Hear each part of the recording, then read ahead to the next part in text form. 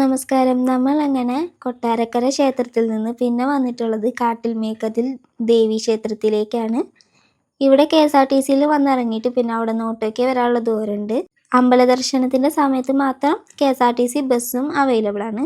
അങ്ങനെ നമ്മൾ അവിടെ നിന്ന് ബസ്സോ അല്ലെങ്കിൽ ഓട്ടോയ്ക്കോ വന്നിറങ്ങിയതിന് ശേഷം ഈ ഒരു ബോട്ട് കടന്നിട്ട് വേണം അമ്പലത്തേക്ക് പോകാനായിട്ട്. ക്ഷേത്രത്തിൻ്റെ വകയായിട്ടുള്ള ബോട്ട് ഇവിടെ സർവീസിലുണ്ട്. അപ്പോൾ ആ ഒരു ബോട്ട് തിരക്ക് കുറവുള്ള സമയത്ത് ഒരെണ്ണവും തിരക്ക് കൂടുന്നതിനനുസരിച്ച് രണ്ടെണ്ണമൊക്കെ സാധാരണ സർവീസ് നടത്താറുണ്ട്. ഇന്നിപ്പം നമ്മൾ ഉച്ച സമയമായി കൊട്ടാരക്കരയിൽ നിന്ന് ഇവിടേക്ക് എത്തിയപ്പോഴത്തേനും.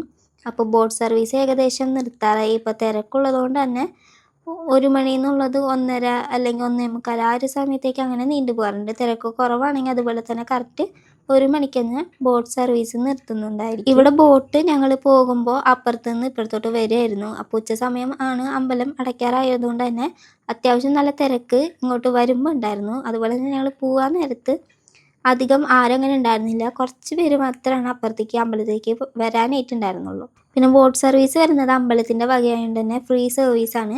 നമ്മൾ കാശൊന്നും കൊടുക്കേണ്ടതില്ല. ടൈമിനനുസരിച്ച് അവിടെ നിന്നിട്ട് കറക്റ്റായിട്ട് കയറിയാൽ മാത്രം മതി. പിന്നെ ഇപ്പോൾ വണ്ടി കാണിച്ചത് നമുക്ക് നമ്മുടെ വാഹനങ്ങൾ അങ്ങോട്ട് കൊണ്ടുപോകാൻ പറ്റില്ല. അത് അമ്പലത്തിലേക്ക് പോകേണ്ട വാഹനമായതുകൊണ്ടാണ് ബോട്ടിൽ കയറിയിരിക്കുന്നത്. പിന്നെ അതുപോലെ തന്നെ ഇവിടെ തോണിയും കൂടി ഉണ്ട്.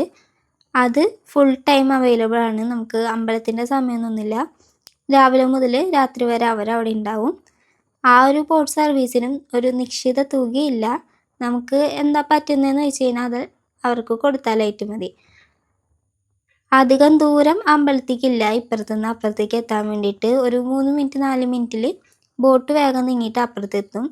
സൈഡിലായിട്ട് വീണ്ടും കുറേ ബോട്ടുകൾ കാണുന്നുണ്ട്. ക്ഷേത്രത്തിൻ്റെ തന്നെ തിരക്ക് അതുപോലെ ഉത്സവം വരുന്ന ടൈമിലൊക്കെ ഇവിടെ 2-3 ബോട്ടുകൾ സർവീസിലുണ്ടായിരിക്കുന്നതാണ്. അങ്ങനെ ഞങ്ങൾ അപ്പുറത്ത് എത്തിയിട്ടുണ്ട്. അപ്പുറത്തേക്ക് പോകുമ്പോൾ കുറച്ച് പേര് തിരിച്ച് വരാനായിട്ട് നിൽക്കുന്നുണ്ട്. അപ്പോൾ ചിലപ്പോൾ ഇനി ഒരു റൗണ്ടും കൂടി ബോട്ട് സർവീസ് ഉണ്ടാവുമെന്ന് തോന്നുന്നു. അങ്ങനെ ഞങ്ങളിവിടെ അമ്പലത്തിലേക്ക് കയറാൻ പോവാണ്. ഇവിടെ ഇറങ്ങിയിട്ട് കുറച്ച് ഉള്ളിലോട്ട് നടക്കേണ്ടതുണ്ട്. അങ്ങനെ കുറച്ച് നടന്നിട്ട് പോയി കഴിഞ്ഞാലാണ് അമ്പലം എത്തുന്നത്. പോണ വഴിക്ക് സൈഡിൽ ഫുള്ളായിട്ട് ഒരുപാട് കടകളും കാര്യങ്ങളൊക്കെ ഉണ്ട്. ഇപ്പോൾ ഡ്രസ്സായാലും അതുപോലെ തന്നെ അമ്പലത്തിലേക്കുള്ള സാധനങ്ങളുടെയും കഴിക്കേണ്ട സാധനങ്ങളുടെയും അങ്ങനെ ഒട്ടുമിക്ക കടകളും അപ്പുറത്തുണ്ട്. ഞങ്ങളിവിടെ ഇപ്പോൾ 2ാമത്തെ പ്രാവശ്യമാണ് വരുന്നത്. ഫസ്റ്റ് ടൈം വന്നപ്പോൾ ഇവിടുത്തെ വഴിപാടിനെ പറ്റിയും അങ്ങനെയൊന്നും അറിവുണ്ടായിരുന്നില്ല. പിന്നെ വന്നത് നമ്മൾ ആ ഒരു വഴിപാട് ചെയ്യാൻ വേണ്ടിയിട്ടാണ് വന്നത്. ഭയങ്കര ഫേമസ് ആണ്. ഇവിടുത്തെ ആൽമരത്തിൽ മണി കെട്ടണ ഒരു ചടങ്ങുണ്ട്.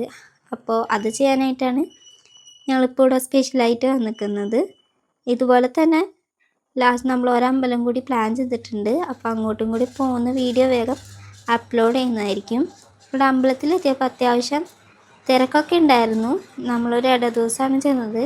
അതുപോലെ തന്നെ അമ്പലം അത്ര തിരക്കുണ്ടെങ്കിലും ഭയങ്കര സൈലൻ്റായിട്ട് തോന്നി. കാരണം ഇവിടെ വേറെ ഒരു എന്താ പറയുക, വേറെ ടൗൺ പോലെയോ അല്ലെങ്കിൽ വീടുകളോ വേറെ ഒന്നുമില്ല. അമ്പലവും പിന്നെ അമ്പലത്തിൻ്റെ അപ്പുറത്ത് ബീച്ചാണ് വരുന്നത്. ഞാൻ പറഞ്ഞ പോലെ തന്നെ ഞങ്ങളിവിടെ മണി കെട്ടാനായിട്ടുള്ള വഴിപാട് ചെയ്യാനായിട്ടാണ് വന്നിട്ടുള്ളത്. ആ ഒരു അമ്പലത്തിൽ ചെറിയൊരു സ്റ്റാൻഡിൽ കുറേ കുഞ്ഞി കരിവളകൾ, കുപ്പിവളകൾ ഇട്ട് വെച്ചിട്ടുണ്ടായിരുന്നു. അതും ഇവിടുത്തെ എന്തോ ഒരു വഴിപാടാണ്. അതുപോലെ തന്നെ ഇവിടെ കിണറിൻ്റെ അവിടെ പൈസയും ഒരുപാട് ഇട്ടിട്ടുണ്ടായിരുന്നു. നമ്മൾ ഭണ്ഡാരത്തിലിടുന്ന പോലെ തന്നെ പൈസ ഇങ്ങനെ ഇട്ട് വെച്ചിട്ടുണ്ടായിരുന്നു. അതുപോലെ അമ്പലത്തിൻ്റെ സൈഡിൽ ഭയങ്കരമായിട്ട് അട്രാക്റ്റീവായിട്ട് നിൽക്കുന്ന താമരയും കണ്ടു. ആ ഒരു താമരയുടെ പ്രത്യേകത എന്ന് വെച്ച് കഴിഞ്ഞാൽ അതിന് 1000 ഇതളുണ്ട്.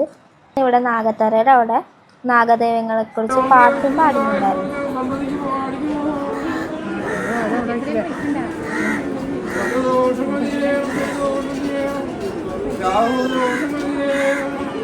ഞാൻ നേരത്തെ പറഞ്ഞില്ലേ ഒരു ട്രെയിൻ്റെ കാര്യം, നമ്മുടെ വഴിപാടിൻ്റെ ആ ഒരു ട്രെയിൻ നമ്മൾ ഇവിടെ നിന്നാണ് വാങ്ങിക്കേണ്ടത്. ഇവിടെ ഓരോ ഹട്ടുകളുണ്ട്, കണ്ടില്ലേ, ബ്ലൂ, റെഡ്, ക്രീം, അതുപോലെ ഓരോ ഹട്ട് പോലെ ഇങ്ങനെ ഉണ്ട് ചെറുതുപോലെ. അത് തിരക്ക് നിയന്ത്രിക്കാനായിട്ട് അവർ വെച്ചിരിക്കുന്നതാണ്. അപ്പം നമ്മുടെ ട്രേ ഏതാണോ അവിടെ പോയിട്ട് നമ്മൾ നിന്ന് കഴിഞ്ഞാൽ നമ്മുടെ പേര് വിളിച്ചിട്ട് അവർ നമ്മുടെ വഴിപാടിൻ്റെ സാധനങ്ങളായിരിക്കും തരുന്നതായിരിക്കും. പിന്നെ നമ്മളത് അവിടെ പൂജ ചെയ്യാൻ വെച്ചിട്ട് തൊഴുത് വന്നിട്ട് അത് വാങ്ങി ആൽമരത്തിൽ കെട്ടാനാണ് ചെയ്യുന്നത്.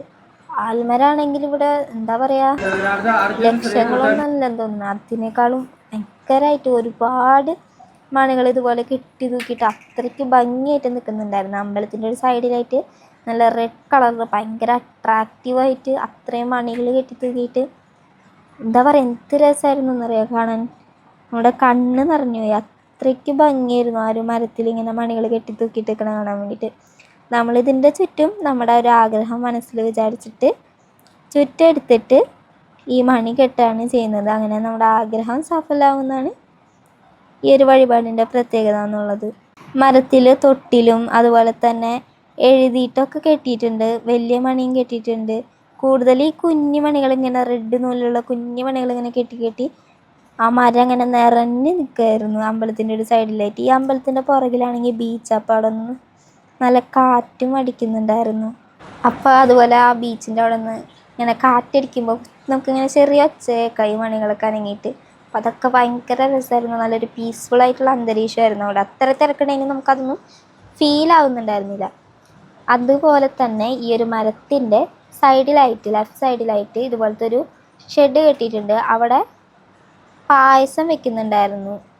ഇത് ഞങ്ങൾ കഴിഞ്ഞ പ്രാവശ്യം വന്നപ്പോഴുണ്ടായിരുന്നു. അപ്പോൾ എല്ലാ ദിവസവും ഉണ്ടോയെന്ന് അറിയില്ല.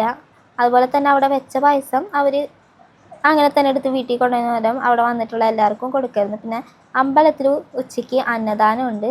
കഞ്ഞിയും പയറായിരുന്നു ഇന്ന് ഞങ്ങൾ പോയപ്പോൾ ഉണ്ടായിരുന്നത്. കഴിഞ്ഞ പ്രാവശ്യം ഞങ്ങൾ പോയപ്പോൾ അന്നദാനത്തിനൊന്നും നിന്നിട്ടുണ്ടായിരുന്നില്ല.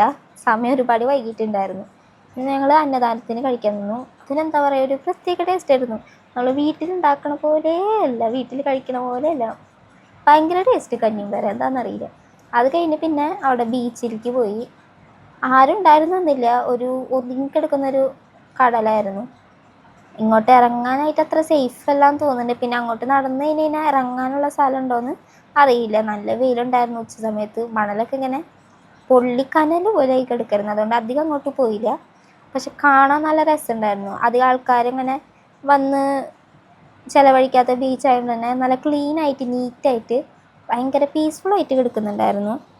അങ്ങനെ കടലിൻ്റെ അവിടെ കുറച്ച് നേരം നിന്നതിന് ശേഷം ഞങ്ങൾ തിരിച്ച് പോകാനുള്ള പ്ലാനിലായിരുന്നു.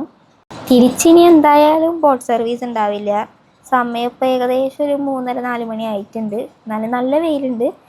ഈ ഒരു ടൈമിൽ വന്നു കഴിഞ്ഞാൽ നമുക്ക് തിരിച്ച് ബോട്ട് സർവീസ് എന്തായാലും കിട്ടാൻ വേണ്ടി നമ്മൾ വഞ്ചിയിൽ തന്നെ പോകേണ്ടി വരും. അങ്ങനെ പിന്നെ വഞ്ചിയിൽ പോകാനായിട്ട് അവിടെ പോയി നിന്ന്. ഞങ്ങളവിടെ ചെന്നപ്പോൾ വേറെ കുറച്ച് പേരും കൂടി വന്നിട്ട് എല്ലാവരും കൂടി ഒരു വഞ്ചിയിലാണ് പോയത്. വഞ്ചിയിൽ പോകുമ്പോൾ എന്താ പറയുക, ഒരു പ്രത്യേക രസമുണ്ടായിരുന്നു. ബോട്ടിൽ വരുമ്പോൾ നമ്മളങ്ങനെ അറിയില്ല, നമ്മൾ വേഗം എത്തിയ പോലെ ഉണ്ട്. പക്ഷേ വഞ്ചിയിൽ പോകുമ്പോൾ കുറച്ച് സ്ലോ ആയിട്ട് ആ വെള്ളത്തിൽ കൂടെ ഇങ്ങനെ പോകുമ്പോൾ നല്ലൊരു രസമുണ്ടായിരുന്നു. പതുക്കെ ഇങ്ങനെ വെള്ളത്തിൽ കൂടെ പോകുമ്പോൾ അങ്ങനെ വഞ്ചിയിൽ നമ്മൾ പോയിട്ട് അവർ ഇത്ര രൂപ എന്നൊന്നും പറഞ്ഞില്ല. എന്താണെന്ന് വെച്ചാൽ അത് തന്നാൽ മതി എന്നാണ് എല്ലാവരോടും പറഞ്ഞത്. അങ്ങനെ നമ്മുടെ കയ്യിലുള്ളത് എന്താണെന്ന് വെച്ച് കഴിഞ്ഞാൽ അത് കൊടുത്തിട്ട് നമുക്ക് അപ്പുറത്തോട്ട് പോകാനായിട്ട് പറ്റും. 3-4 വഞ്ചികൾ അവിടെ ഉണ്ടായിരുന്നു. വഞ്ചി ഇറങ്ങിയിട്ട് പിന്നെ നേരെ അവിടെ നിന്ന് ഈ ഒരു സമയത്ത് എന്തായാലും KSRTC ഉണ്ടാവില്ല. നമ്മൾ ഓട്ടോ വിളിച്ചിട്ട് മെയിനായിട്ട് ബസ് കയറാനായിട്ട് പോയിട്ട് പിന്നെ അവിടെ നിന്ന് വേറെ അമ്പലത്തിലേക്ക് യാത്ര തിരിച്ച് അതിൻ്റെ വീഡിയോ ഇടാൻ വരുന്നതാണ്. അപ്പോൾ stay tune. Thank you for watching.